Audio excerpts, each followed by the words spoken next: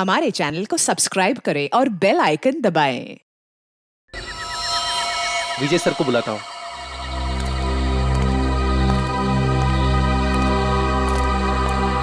Hello sir. Hello विजय sir. हाँ बोलो दीपक। Sir इधर लफड़ा हुआ है। तुम्हें पक्का यकीन है? हाँ सर। कहाँ हो तुम? इधर पानी चिल्ली में। ठीक है, हम अभी पहुँचते हैं।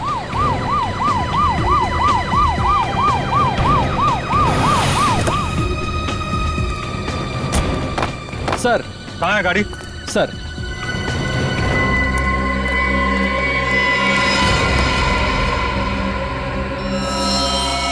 आदमी भी वही है और गाड़ी भी वही है। जाओ पकड़ो उसे। इंस्पेक्टर विजय, क्या हो रहा है यहाँ पे? आप प्लीज यहाँ से चले जाइए। नहीं, मैं नहीं जा सकता, मुझे उससे काम है।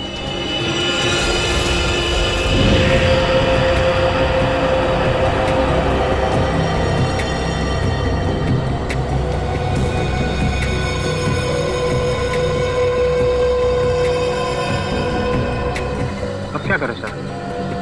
सीआईडी को फोन करना पड़ेगा।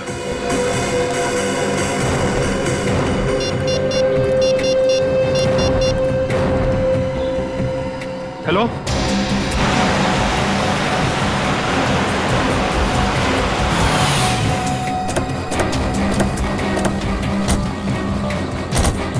Hello sir. संगत का है? सर गाड़ी के अंदर।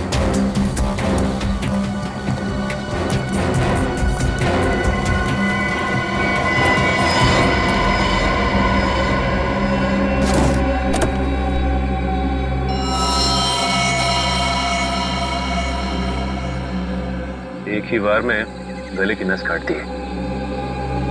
लगता है सर मरे हुए काफी समय हो गया। देखो गाड़ी में और क्या क्या मिलता है।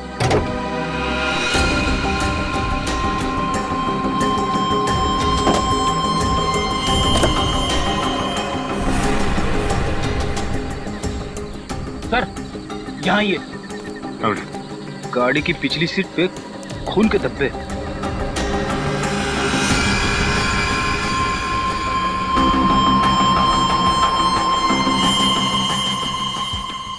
सर अंगद की लाश तो ड्राइवर सीट पर है, फिर गाड़ी के पीछे वाली सीट पर खून के धब्बे कैसे हैं? हाँ पुली, ये बात तो है। आपको कैसे पता चला कि इंद्रानी और लक्षिता के मर्डर केस में अंगद का कनेक्शन? दरअसल बात यह है सर कि 10 सितंबर की रात को मैंने इस आदमी को डॉक्टर सलूंके के साथ देखा। तब ये जिंदा था। वो 10 सितंबर की रात हम जेल से फरार दो कैदी टीपू और जग्गू का पीछा करते हुए वाड़ी वो हम पर लगातार फायर कर रहे थे। वहाँ पार्क की हुई एक गाड़ी के पीछे से भागते हुए वो जंगल में छिप गए। जब मैं उस गाड़ी के पास पहुंचा तो डॉक्टर सालुंके को उस गाड़ी से निकलते देख मैं आश्चर्यचकित रह गया। इंस्पेक्टर विजय, क्या हो रहा है यहाँ पर? सर हम कुछ क्रिमिनल्स का पीछा कर रहे हैं। आपकी जान को भी खतरा हो सकता है। आप प्लीज यहाँ से चले जाइए। नहीं, मैं नहीं जा सकता, मुझे उससे काम है। सर मैंने कहा ना, आपकी जान को भी खतरा हो सकता है। प्लीज आप चले जाइए और उन्हें भी अपने साथ ले जाइए।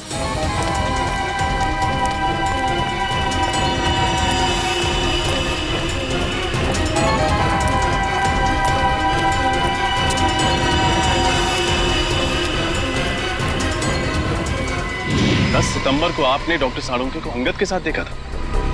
10 सितंबर को तो इंद्राणी और लक्षिता का खून हुआ था। सर हमने उनसे कहा था कि वो दोनों वहां से चले जाएं। वहां गोलियां चल रही थी, उनकी जान को खतरा था।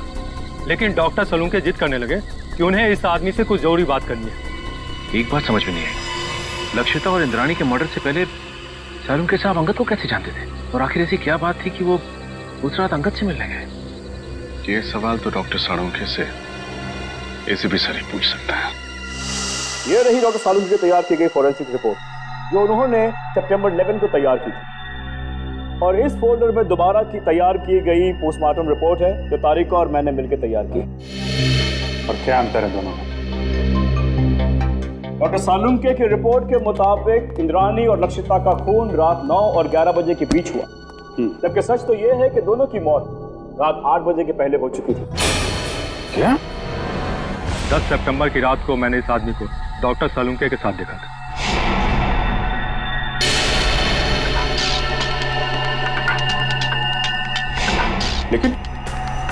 लेकिन डॉक्टर सालुंके ऐसी गलती कैसे कर सकते हैं? मुझे भी हैरानी हो रही है अभिजीत। और तो और लाश के ऊपर जो बुलेट वुंड थे उसकी साइज भी उन्होंने गलत लिखी थी। असली घाव तो इससे काफी छोटे थे। नहीं, सालून के साहब ऐसी गलती कर ही नहीं सकते। कहीं ऐसा तो नहीं कि आप लोगों के हाथों से कोई गलती हुई हो? इसकी कोई गुंजाइश नहीं, हमने रीचेक किया था। एक बार पोस्टमार्टम हो चुका है, क्या दूसरी बार किया हुआ पोस्टमार्टम रिपोर्ट सही होता है? यू आर राइट ऑफिसर, 24 घंटों के अंदर अंदर की गई पोस्टमार्टम रिपोर्ट सबसे एक्यूरेट होती है, क्योंकि उसके बाद बॉडी के ऑर्गन सड़ना शुरू हो जाते हैं। इसीलिए प्रिजर्व की गई लाशों पर ब्लड कल्चर्स और टॉक्सिकोलॉजी रिपोर्ट करना बहुत मुश्किल होता है। पर तो लक्षिता और इंद्राणी को मरे हुए तो 5 दिन हो गए। You are right officer. Doctor Tarika ने घाव के वीडियोज और फोटोज तब लिए थे जब घाव ताजे थे। इससे दोबारा ऑटोप्सी करने में हमें बहुत हेल्प मिली। डॉक्टर तारिका, आपने ये तो मैंने इसलिए किया अभिजीत, मुझे डॉक्टर सालुंके पर शक हो रहा था, वो पोस्टमार्टम ठीक से नहीं कर रहे। सॉरी। नहीं, तुम्हें परेशान होने की जरूरत नहीं है तारिका। तुम सिर्फ अपनी ड्यूटी कर रही थी, डॉक्टर सालुंके के साथ गद्दारी नहीं। और क्या जो डॉक्टर सालुंके ने अपनी रिपोर्ट में नहीं लिखा है या गलत लिखा है डॉक्टर समीर? एक बहुत जरूरी बात, आइए मेरे साथ। डॉक्टर सालुंके की रिपोर्ट के मुताबिक लक्षिता पर करीब 10 फीट की दूरी से गोली चलाई गई थी और इंद्राणी पर करीब 8 फीट की दूरी से। हाँ सर, जहाँ से खूनियों ने गोली चलाई थी वहाँ से 8 से 10 फीट का डिफरेंस था। लेकिन घाव के टिश्यू कल्चर से हमें ये पता चला कि खूनी ने लगभग 20 से 25 फीट की दूरी से गोली चलाई थी और खून पिस्टल से नहीं बल्कि स्नाइपर राइफल से हुआ था। स्नाइपर राइफल से? सर, कोई घर में स्नाइपर राइफल यूज क्यों करेगा? और वैसे भी विशाल, शौनक और राहुल ने कहा था कि उन्होंने पिस्टल इस्तेमाल की थी और सर्चिंग के टाइम हमें कोई राइफल मिली भी नहीं थी। और डॉक्टर तारिका, फार्म हाउस से हमें ये 9mm बुलेट्स मिले, किसी राइफल के बुलेट्स नहीं। यही बात तो हम साबित करना चाहते हैं रजत, कि खूनी ने पिस्टल से नहीं बल्कि राइफल की हाई स्पीड बुलेट से खून किया था। और जब वो गोलियां लक्षिता और इंद्राणी के शरीर से बाहर निकल गई तब खूनियों ने वो गोली कहीं छिपा दी होगी। ये बात मैं आप सबको डेमोन्स्ट्रेट करके एक्सप्लेन कर सकता हूँ। ये स्कल ए है, इस पर हमने ठीक उसी साइज का छेद किया है जो लक्षिता के सर पे था। और स्कल बी और स्कल सी बिल्कुल सही सलामत है। मैं अभी आप लोगों के सामने स्कल बी पर .22 पिस्टल से 10 फीट की दूरी से फायर करूंगा और स्कल सी पर स्नाइपर राइफल से तकरीबन 20 फीट की दूरी से फायर करूंगा। जाहिर सी बात है कि दोनों बुलेट से अलग अलग किस्म के घाव होंगे। तो जो घाव लक्षिता के सर के घाव से यानी स्कल ए के घाव से मैच करेगा वो घाव मर्डर वेपन से किया गया होगा। राइट। गुड।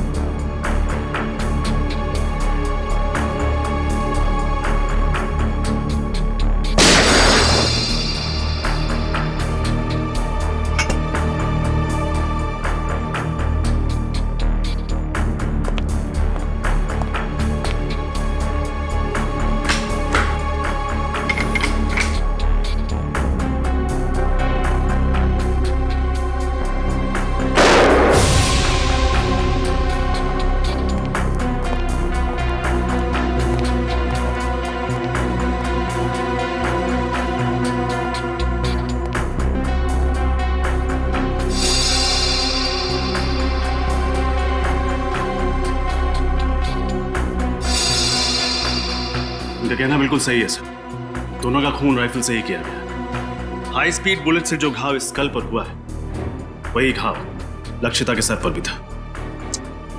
विश्वास नहीं हो रहा है सालुंके साहब ने इतना बड़ा झूठ बोला हमसे। विशाल, शौनक और राहुल को लेकर आओ, उन्हें फार्म हाउस लेके चलते हैं, देखते हैं एग्जैक्टली वहां पे क्या हुआ था।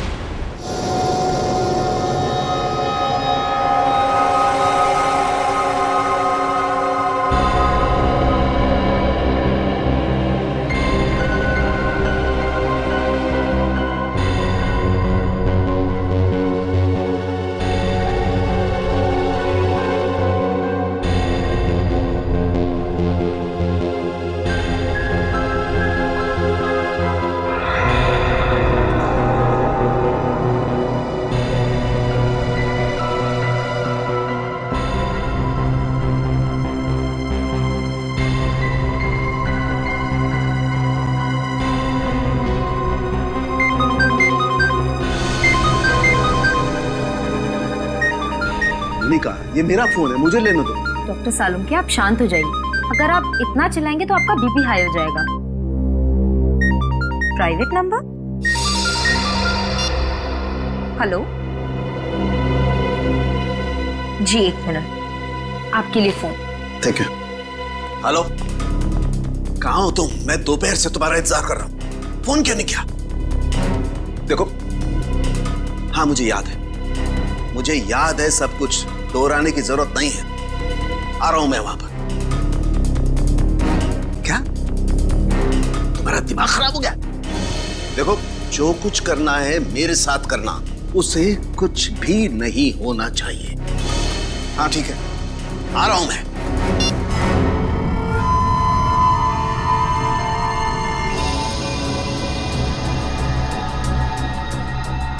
तो लक्षिता और इंद्राणी यहां सोफे पे बैठे हुए थे। अब ठीक से याद करके बताओ कि 10 सितंबर की रात को यहाँ पे क्या हुआ था, क्या किया था तुम लोगों ने? सर, उस रात करीब 9-9:15 बजे होंगे सर। हम लोग पिस्तौल लेके जैसे ही फार्म हाउस के बाहर पहुंचे, यहाँ कोई वॉचमैन नहीं था। फिर? सर, हमने तय किया था कि हम पहले दोनों को शांति से समझाएंगे, अगर वो नहीं मानेंगी तो फिर उन पर गोली चलाएंगे। तो फिर तुमने उन्हें समझाने की कोशिश की? नहीं सर, जैसे ही हम लोग यहाँ पर पहुंचे, यहाँ पे बहुत अंधेरा था, सिर्फ टीवी की आवाज़ सुनाई दे रही थी। इससे पहले कि हम लोग कुछ करते, उन लोगों ने हम पे गोलियां चलानी शुरू कर दी। और उसके बाद तुम लोगों ने भी गोलियां चलानी शुरू कर दी? हाँ सर, क्या करते, उन्होंने शौनक को एक गोली मार दी थी। बस मेरी जान जाते जाते बची है सर, ये देखिए।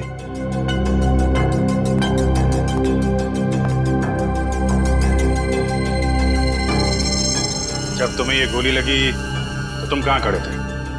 यहाँ सर, मैं यहाँ खड़ा था सर। जैसे ही मुझे गोली लगी, मैं वहां पर उस दीवार पर जाके टकराया और मेरा सर वहां पर लग गया।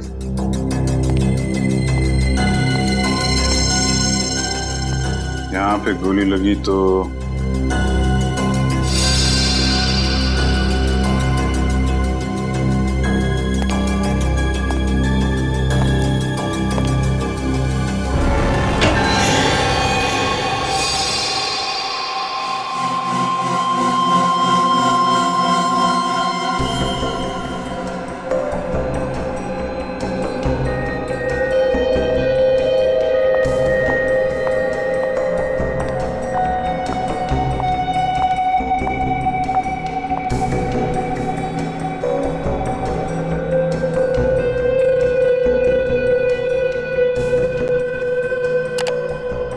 तारीका, गाड़ी की बैक सीट पर जो खून के धब्बे मिले हैं उनकी जांच हो गई है। 2 अलग अलग लोगों का खून है और दोनों में औरत का डीएनए मिला है। Have a look. दोनों औरतों की उम्र 45 से ज्यादा नहीं होगी। डॉक्टर समीर, क्या आपको पूरा यकीन है कि इसमें और कोई तीसरे आदमी का डीएनए सैंपल नहीं है? दूसरी बार डीएनए जांच में कोई गलती नहीं होनी चाहिए। I am very sure doctor, मेरा टेस्ट गलत नहीं हो सकता है। ओके। अच्छा, आपने अभी कहा कि दोनों औरतों की उम्र लगभग 45 साल है, राइट? या 45। तो कहीं ये डीएनए इंद्राणी और लक्षिता का तो नहीं? उन दोनों की उम्र भी लगभग 45 साल ही थी। हो सकता है, क्वाइट पॉसिबल। लेकिन ये कंफर्म करने के लिए उन दोनों औरतों के डीएनए से इस खून के डीएनए को मैच करना होगा। इन तीनों की बातों से और डॉक्टर समीर और तारिका की फॉरेंसिक रिपोर्ट से साफ साफ पता चलता है, यहाँ पे सारा चक्रव्यूह जानबूझ के रचा गया है। Yes sir. अगर ये तीनों दरवाजे से ही गोली चला के भाग गए, तो फिर शौनक का खून लक्षिता के शरीर के पास कैसे मिला? और सर, अगर दोनों यहाँ बैठी थी तो हमें इंद्राणी की लाश यहाँ नीचे कैसे मिली? हो सकता है गोली लगने के बाद वो वहां से उठ के भागी और यहाँ पे गिर पड़ी। और इस दीवार पे गोलियां कहां से चलाई गई? और तो और इन तीनों लोगों की उंगलियों के निशान इस घर में कहां से आए? अंगद, ये सारी कारीगरी उस अंगद की है। उसी ने इन तीनों की उंगलियों के निशान और ब्लड सैंपल यहाँ पे प्लांट किए हैं। और सर, अगर इंद्राणी और लक्षिता ने गोलियां चलाई होती तो हमें गन्स भी मिलती। गन्स तो हमें मिली नहीं है। करेक्ट। और सबसे बड़ी बात यह है कि गोली अगर दरवाजे की तरफ से चलती तो घाव सर के पीछे की तरफ होता है, सामने या साइड में नहीं। अब तो साफ हो गया है, डॉक्टर सालुंके ने जानबूझ के गलत रिपोर्ट बनाई है ताकि हम इन तीनों पे शक करें। मगर सर डॉक्टर सालुंखे ऐसा करेंगे क्यों?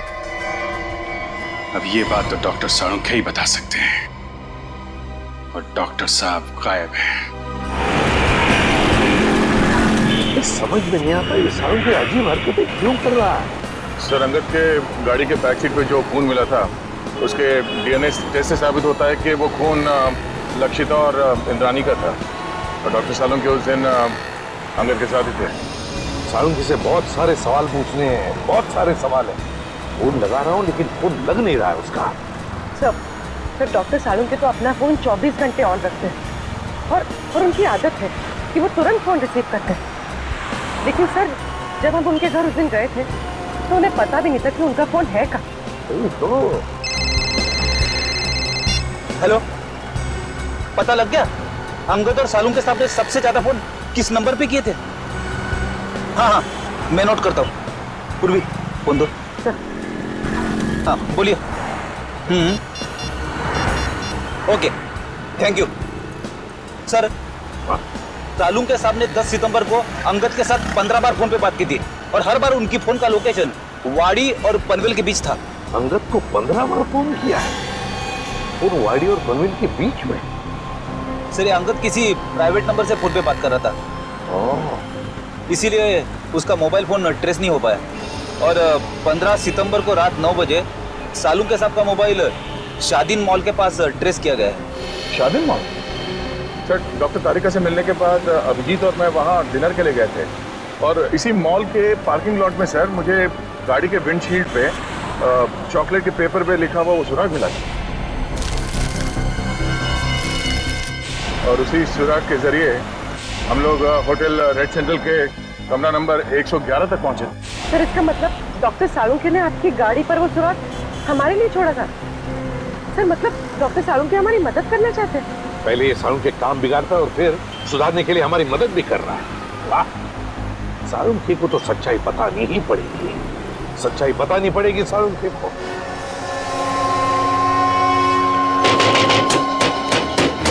सालुंखे! सालुंखे! डॉक्टर साहब! सालुंखे साहब!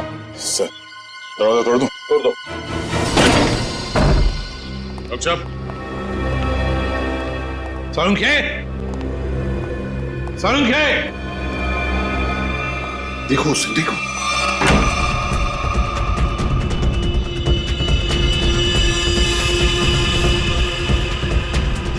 अबे पकिया, उठ, सीआईडी वाले आगे। सालुंखे! डॉक्टर साहब! डॉक्टर साहब!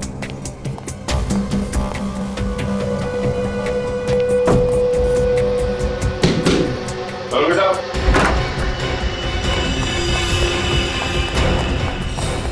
रुक जा! Salunkhe sir, Salunkhe sir.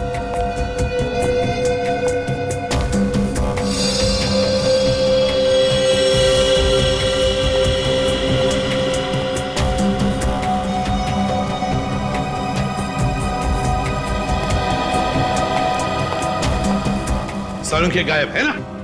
क्या शक था मुझे यही होगा। सर? हाँ, ये क्या है? सालुंखे का पुराना शौक, लकड़ी के मॉडल्स बनाना।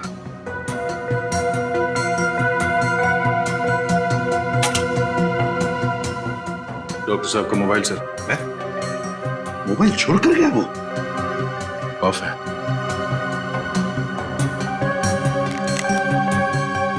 सर इसमें ना तो बैटरी है ना सिम कार्ड। बैटरी भी नहीं, सिम कार्ड भी नहीं। सर सालुंखे सर तो कहीं नहीं, मगर अंदर के कमरे में काफी सारे मॉनिटर्स का सेटअप लगा है। CCTV monitor. CCTV monitors?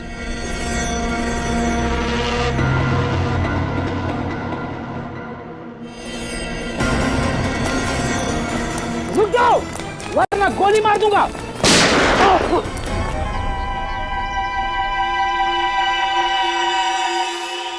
बच गया। बच गया, लेकिन अब नहीं बचोगे बच्चू।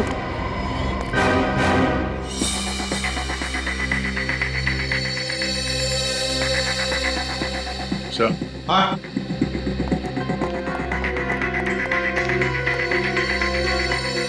ये देखिए सर, खुफिया कैमरा।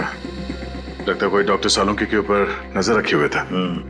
सर, और ये मोनिका भी कहीं दिखाई नहीं दे रही। सर, मुझे लगता है सालुंके सर को ये कहीं लेकर गई होगी सर। कहाँ? ये दोनों बताएंगे सर। हमें कुछ नहीं मालूम साहब। क्या जानते हो तुम? साहब कुछ नहीं जानते सर। कुछ नहीं जानते? कुछ नहीं जानते साहब, हम तो सिर्फ घर की देखभाल करते हैं साहब। डॉक्टर सालुंके और मैडम मोनिका के जाने के बाद घर में कोई ना देख पाए सर। डॉक्टर सालुंके कहाँ है? हमें कुछ नहीं मालूम सर। तो छोटे मोटे टपोरी है सर। हमें कहा गया था इस घर पे नजर रख के, और जब भी कोई इधर ताक झाक करे तो हमें खबर कर दे।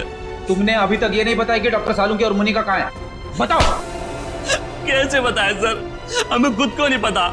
हमें तो इतना पता है कि जब तक राहुल, शौनम और विशाल को अदालत सजा नहीं दे देती, तब तक डॉक्टर सालुंके को अपने कब्जे में रखने का है। सर, हमने आपको सब कुछ बता दिया है सर। अपना जुर्म भी कबूल कर लिया है सर। और सर ये भी बता दिया है कि हमने लक्षिता और इंद्राणी का खून कैसे किया, फिर हमें यहाँ क्यों बिठा के रखा है? ये बताने के लिए कि इंद्राणी और लक्षिता का खून तुम लोगों ने नहीं किया। क्या? पर सर, हमने तो सर अपने हाथों से लक्षिता और इंद्राणिया पे गोली चलाई थी सर। हाँ, लेकिन वो दोनों पहले से ही मर चुकी थी। क्या? वो दोनों मर चुके थे? हाँ, मैं समझाता हूँ। तुम तीनों ने गोलियां जरूर चलाई थी इंद्राणी और लक्षिता पर उनकी मौत जिन गोलियों से हुई, वो गोलियां तुम लोगों ने नहीं चलाई। तो फिर वो गोलियां किसने चलाई? उस खूनी ने चलाई थी गोलियां जो तुम्हें इन दोनों के खून में फंसाना चाहता था। सर, अगर हमने खून नहीं किया तो फिर हम जा सकते हैं सर? नहीं, तुम लोगों ने खून नहीं किया, पर खून करने की कोशिश जरूर की है, और इसकी सजा तुम्हें जरूर मिलेगी। देखो, अगर तुम तीनों लंबी सजा से बचना चाहते हो तो तुम तीनों को हमारी मदद करनी होगी, ताकि असली गुनहगार पकड़ा जा सके। करेंगे सर, आप जो कहेंगे करेंगे। हम लोग तीनों आपकी पूरी मदद करेंगे सर। और एक बात बताओ, क्या तुम लोगों का ऐसा कोई दुश्मन है जिसे फायदा होगा तुम तीनों को फांसी पे चढ़ाकर? सर दुश्मन तो वैसे कई है। हम लोग जिस धंधे में काम करते हैं वहां पर सर दोस्त कम दुश्मन ज्यादा होते हैं। किस किस का नाम ले सर? सर, इन तीनों को फंसाने के लिए खूनी को पहले से मालूम होना चाहिए था कि उस रात ये लोग लक्षिता और इंद्राणी का खून करने जाने वाले हैं। ये बात तो है दया, कोई तो जरूर जानता होगा। एक बात बताओ, कौन जानता था तुम्हारे इस प्लान के बारे में कि तुम उस फार्म हाउस पर जाने वाले हो? नहीं सर, ये बात तो हमने राजी रखी थी। वैसे ये प्लान तुम लोगों ने बनाया कहां पर? हा? सर, होटल रेड सेंट्रल में। अंगद के कमरे में? कमरा नंबर 111 में? नहीं, रूम नंबर 111 में नहीं सर, 308 सर। हाँ सर। Room number 308? तो क्या कोई अजनबी आया था तुम्हारे कमरे में 308 में जब तुम लोग बातचीत कर रहे थे? विशाल, तुझे याद है जब हम लोग उस कमरे में बात कर रहे थे तो वहां एक वेटर आया था इंटरकॉम का फोन रिपेयर करने के लिए, और उसने गलती से टेबल पे रखा हुआ खाना गिरा दिया। अरे गलती से नहीं भाई, जानबूझकर गिराया था उसने खाना। और वो उस कमरे के अंदर कपड़ा ढूंढ रहा था खाना पोंछने के लिए, ताकि वो टाइम पास कर सके और हमारी बातचीत सुन सके। लेकिन सर, हमने उसके सामने तो कोई ऐसी बातचीत की ही नहीं थी। सचिन, ले जाओ इन तीनों को। चलो। आप रेडी? क्या पता चल? सर, हमने पूरा फुटेज चेक कर लिया सर। सालुंके साहब के घर पे मोनिका और तारिका के अलावा बाहर का कोई आदमी आया नहीं था। और सर, सालुंके साहब और तारिका के बीच में कुछ बातचीत हुई है। क्या बातचीत हुई है? अब साउंड नहीं है, इसके लिए समझ में नहीं आ रहा। सर, किसी लिप रीडिंग एक्सपर्ट को बुला लेते हैं, शायद कुछ पता चल जाए कि इन दोनों के बीच क्या बातचीत हुई थी। बुला लो किसी लिप रीडिंग एक्सपर्ट को, पता तो चले क्या बात हो रही थी। होटल रेड सेंट्रल, कमरा नंबर 308, वेटर।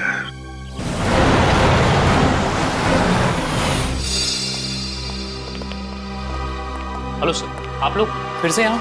हमें कमरा नंबर 308 दिखाओ। जहाँ पे शौनक, विशाल और राहुल ठहरे थे सितंबर 10 को। क्यों, क्या हुआ?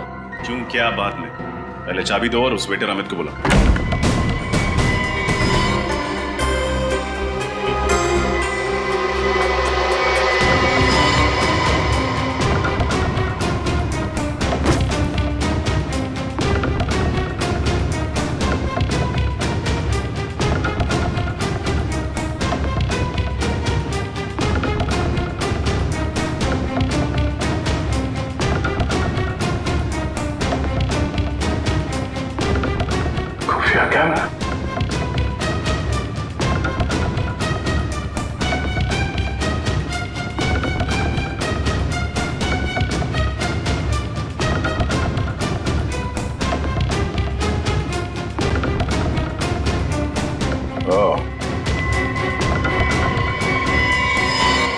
ये देखो, खुफिया कैमरा और ये बग। इन चीजों के जरिए खूनी शौनक और उसके साथियों का प्लान सुन रहा था।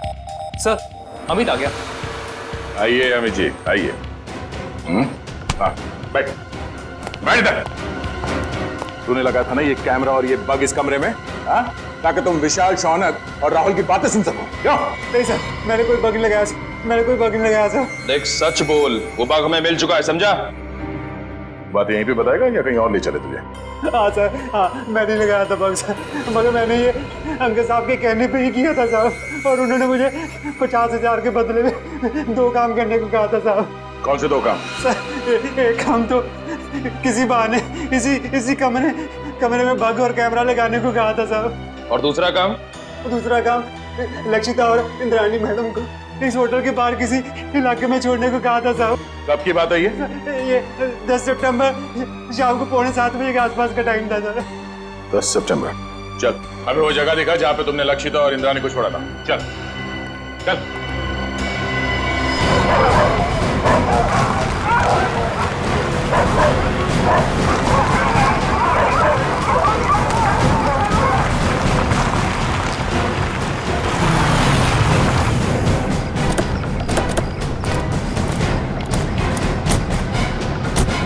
सर, यहाँ पे छोड़ा था मैंने, और सर वो दोनों वहाँ पे खड़े थे, वहाँ पे। कुछ बात कर रहे थे वो? हाँ सर, बहुत ही गुस्से में बात कर रहे थे सर। कह रहे थे कि वो हमें धमकाने की कोशिश कर सकता है, अगर उसने दगाबाजी करने की कोशिश की तो हम भी उसे छोड़ेंगे नहीं। लेकिन सर बाद में होटल में चला गया, उसके बाद क्या कुछ हुआ मेरे को सर पता नहीं। सर, इंस्पेक्टर विजय ने डॉक्टर सालुंखे और अंगद की गाड़ी को आखिरी बार यहीं आगे पास में ही देखा था, और बाद में गाड़ी की बैक सीट पर उन दोनों औरतों के खून के निशान भी मिले। ऐसी जगह पे राइफल या स्पीड बुलेट का इस्तेमाल किया जा सकता है। खूनी ने राइफल का इस्तेमाल किया है, पिस्टल का नहीं। और गोली 5 फीट की दूरी से नहीं, काफी दूर से चलाई गई है। एक काम करो, आसपास देखो कोई सबूत मिलता है क्या।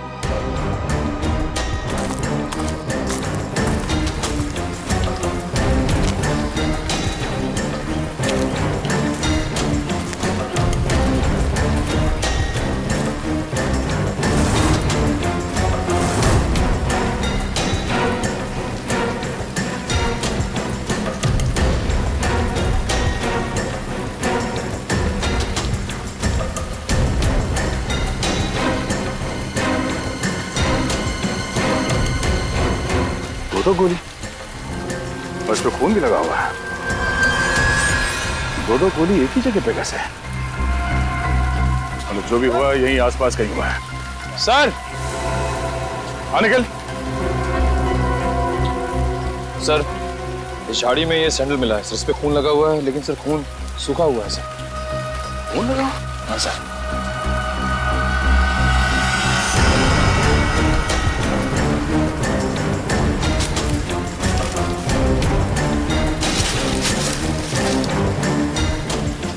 सर, ये तो लक्षिता मैडम का बैग है, मुझे अच्छी तरह से याद है। उस दिन होटल में वो यही बैग लेकर आई थी। लक्षिता मैडम का बैग? कैसे? खून लगा हुआ है।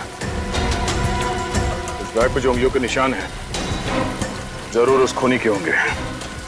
और वो खूनी भी ज्यादा दूर नहीं गया होगा।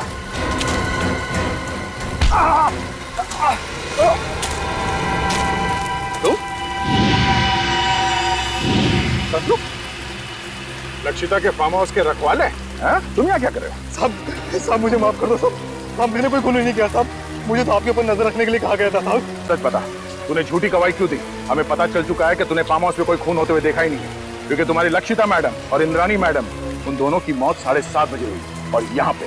साहब मुझे छोड़ दो साहब, मुझे अंगद साहब ने बोला था ऐसा करने के लिए साहब। अंगद मर चुका है। मुझे कोई दूसरा आदमी फोन करके काम करने के लिए कहता था साहब। कौन है वो आदमी? मुझे नहीं पता साहब, कौन है वो आदमी? वो कभी सामने नहीं आया साहब, वो हमेशा मुझे फोन पे बोलता था सर। मगर अब उसे सामने आना ही होगा। चल चल। मिस्टर मयंक, इस सीसीटीवी फुटेज को गौर से देखिए और हमें बताइए कि ये लोग क्या बोल रहे हैं। इसमें कोई साउंड सुनाई नहीं दे रहा है। यही तो मेरा काम है ऑफिसर। मैं उनकी होठों की मूवमेंट से पता लगाऊंगा कि वो क्या बोल रहे थे।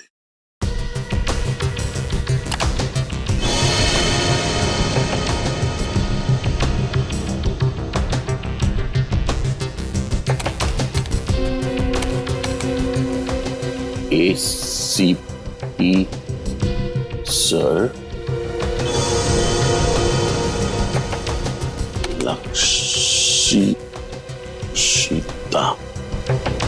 लक्षिता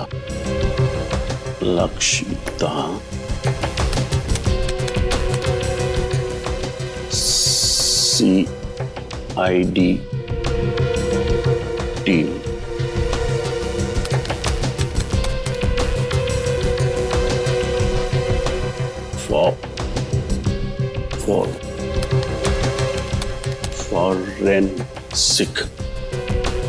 फॉरेंसिक।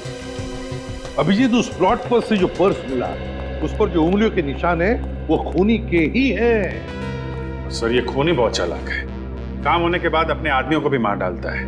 अंगद के अलावा किसी और को कुछ मालूम नहीं था उसके बारे में, इसलिए लक्षिता और इंद्राणी को मारने के बाद उसने अंगद का भी खून कर दिया। और इसीलिए अभिजीत, मुझे साळुंखे की चिंता हो रही है, उसकी भी जान को खतरा हो सकता है। समझ में नहीं आता गया कहाँ। हाँ मैं, कुछ मिला क्या? सर कोशिश कर रहा हूं सर। सर ये मोनिका मुझे नर्स नहीं, एक क्रिमिनल लगती है। जरूर यही साळुंखे साहब को कहीं ले गई होगी। हाँ, और ये तारिका, ये साळुंखे के घर क्यों गई थी उससे मिलने? और ये बात उसने हमें बताई भी नहीं। सर ये देखिए, तो डॉक्टर तारिका डॉक्टर साळुंखे से माफी मांग रही है और कह रही है ACP सर और पूरी CID team Lakshita Indrayani murder case में की गई आपकी फॉरेंसिक जांच पर शक कर रही है। सॉरी सर, ये सब मेरी वजह से हो रहा है।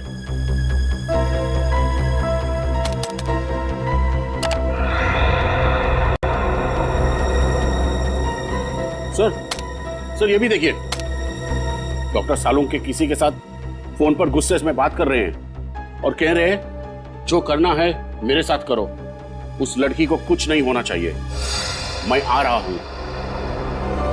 उस लड़की को जाने दो। है कौन ये लड़की अभिजीत, जिसे साळुंखे बचाने की कोशिश कर रहा और फिर खुद गायब हो गया? कहां गायब हो गया ये साळुंखे? ये सारा चक्कर क्या है?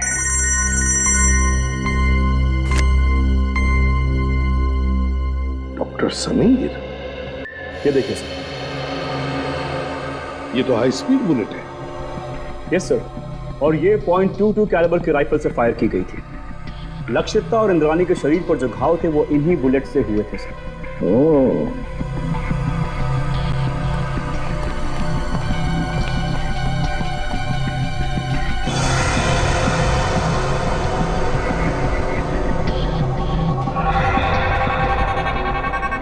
डॉक्टर समीर। Yes sir. ये अंगूठे का निशान है ना? Yes sir. ये ऐसे धुंधले क्यों है ये निशान? क्या ठीक से मिले नहीं? नो सर, ये धुंधला नहीं, ये निशान ऐसे ही है। I explain. ये देखिए सर,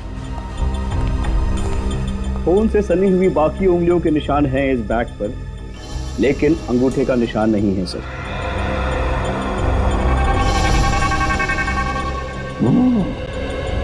लगता है अभिजीत, ये अंगूठा डैमेज्ड है, जिसकी वजह से रेखाएं मिट गई हैं। हाँ सर लगता है ऐसा हाथ मैंने कहीं देखा है। बिल्कुल सही अभिजीत, मैंने भी ऐसे अंगूठे वाले आदमी को देखा है। लेकिन अभिजीत, हम ऐसे अंगूठे वाले खूनी को तब तक नहीं पकड़ सकते जब तक हमें यह पता नहीं कि उसने साळुंखे को छुपा के रखा कहाँ है, और फिर साळुंखे किस लड़की को बचाने की कोशिश कर रहा है समझ में नहीं आ रहा है, और फिर क्यों। तो अब क्या करें सर? कुछ तो जरूर करेंगे, कुछ तो जरूर करेंगे। साळुंखे को तो ढूंढना ही है।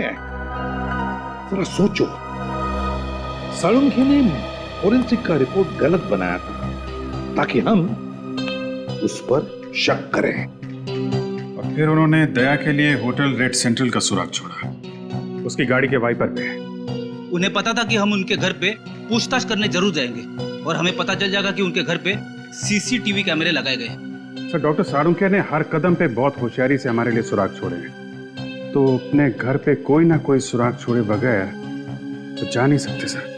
लेकिन सर हमें उनके घर पर ऐसा कुछ भी नहीं मिला था। है सुराग है। कौन सा सुराग सर? घर रेडी, घर, एक लकड़ी का छोटा सा घर। सीसीटीवी फुटेज में हमने देखा है कि साळुंखे घर से बाहर जाने से पहले एक छोटा सा घर बना रहा था। वो घर तो डॉक्टर तारिका के घर जैसा है सर। हाँ, तारिका कहाँ गई? डॉक्टर समीर, तारिका कहाँ है? सर अंगद की कार सीट पे जो खून के धब्बों के निशान मिले थे, उनकी जांच करने के बाद वो कहीं चली गई है। उसका फोन भी नहीं लग रहा है। ओ नो, मतलब डॉक्टर साळुंखे फोन पे जिस लड़की को बचाने की बात कर रहे थे वो डॉक्टर तारिका है। हाँ अभिजीत, साळुंखे तारिका के घर ही गया है।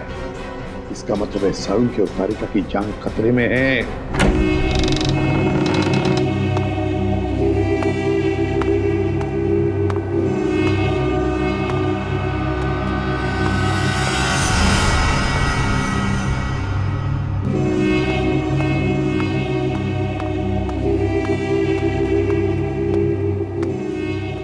आज तुम दोनों की मौत होगी। आज ये सारा किस्सा ही खत्म होगा। नहीं नहीं नहीं नहीं नहीं डॉक्टर तारिका, ऐसे रोते नहीं। अरे अपने बॉस को देखो, कैसे बैठे हुए हैं, निडर, शांत। बहुत होशियार समझते हो अपने आप को ना, जरूरत से ज्यादा चालाक और चतुर। ऐसे चालाक फॉरेंसिक एक्सपर्ट की मौत भी एक एक्सपर्ट के हाथों होनी चाहिए। वो होगी।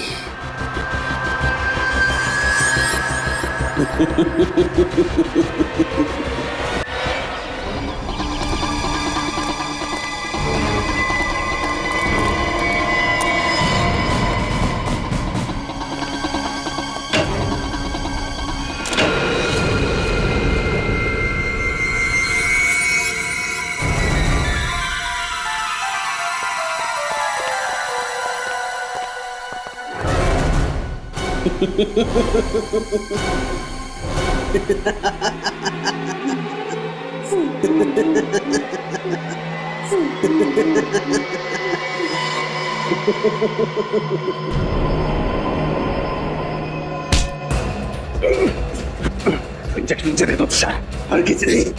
सीआरडी मुझे जिंदा कभी नहीं पकड़ सकती है। मैं ये इंजेक्शन खुद इंजेक्ट करूंगा। नहीं नहीं।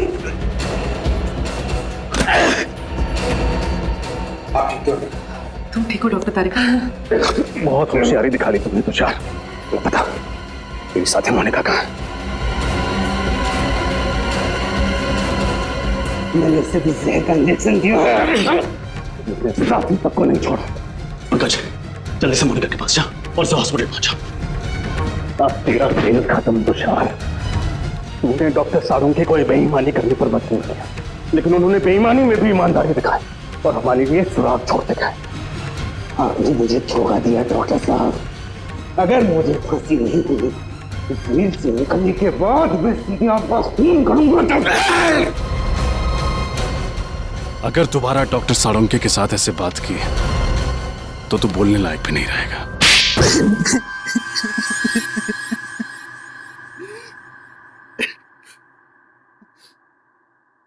कितनी मेहनत से मैंने ये पूरा प्लान तैयार किया था।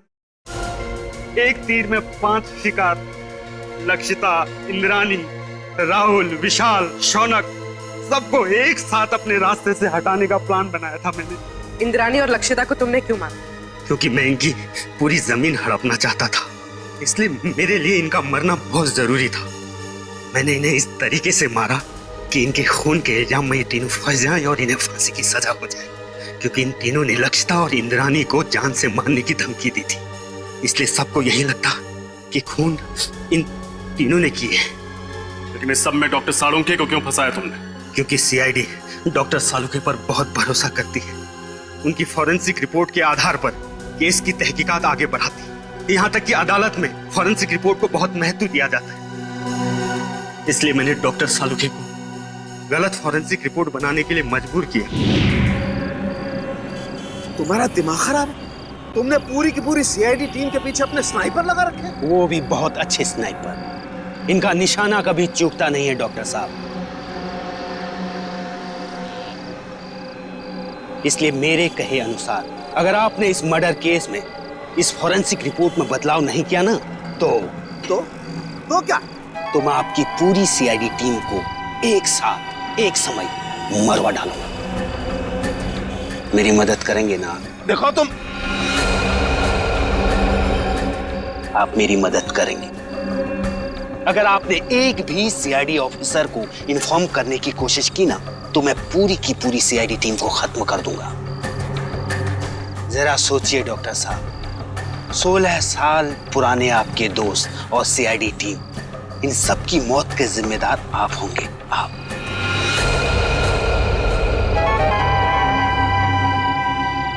ठीक है, मैं तुम्हारी मदद करूंगा। बहुत अच्छी।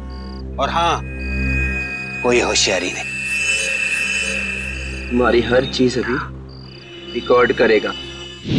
तुमने डॉक्टर साळुंखे पर दबाव डालने के लिए हमारी जान लेने की धमकी दी। एक इंसान के पीछे एक हैवान छुपा हुआ है। अब बताओ, 10 सितंबर की रात को पनवेल के फार्म हाउस में क्या हुआ था? मुझे पता था अंधेरे में गोलियां चलाने के बाद राहुल, शौनक और विशाल को यही लगेगा कि उन्होंने लक्षिता और इंद्राणी को मार डाला है। जब वो वहां से भाग रहे थे तब मैंने वॉचमैन संतरू का इस्तेमाल किया। मुझे एक चश्मदीद गवाह की जरूरत थी जिसके बयान पर सीआईडी भी भरोसा करती और जो बाद में अदालत में भी तीनों के खिलाफ गवाही देता। प्लान तो तुमने बहुत मेहनत से बनाया था, लेकिन डॉक्टर साळुंखे की होशियारी और हमारी टीम की सूझबूझ और एकता के कारण तुम्हारा प्लान कामयाब नहीं हुआ। अब तुम्हारे खिलाफ ऐसा केस तैयार करेंगे कि इस डबल मर्डर के लिए तुम्हें फांसी ही होगी। साळुंखे, यार हमने तुम पर शक किया, मगर तुमने अपना सब कुछ दांव पर लगा दिया हमें बचाने के लिए। सॉरी यार। अरे सॉरी? हाँ सॉरी। कम ऑन यार, अरे मेरा फर्ज था ये सब कुछ करना। पिछले 16 साल से हम लोग एक परिवार की तरह से काम कर रहे हैं। सीआईडी मेरा अपना परिवार है यार।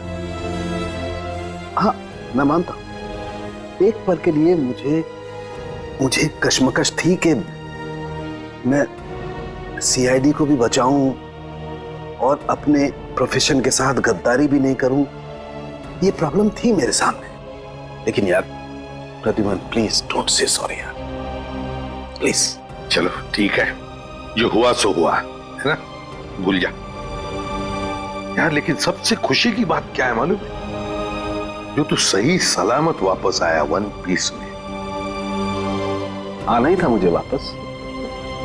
मुझे पूरा भरोसा था तुम लोगों पर। मुझे मालूम था तुम लोग मुझे कभी कुछ नहीं होने दोगे। तू रोता क्यों है? रो नहीं रहा हूं मैं यार, रो नहीं रहा हूं मैं यार। तुम नहीं सुधरोगे यार।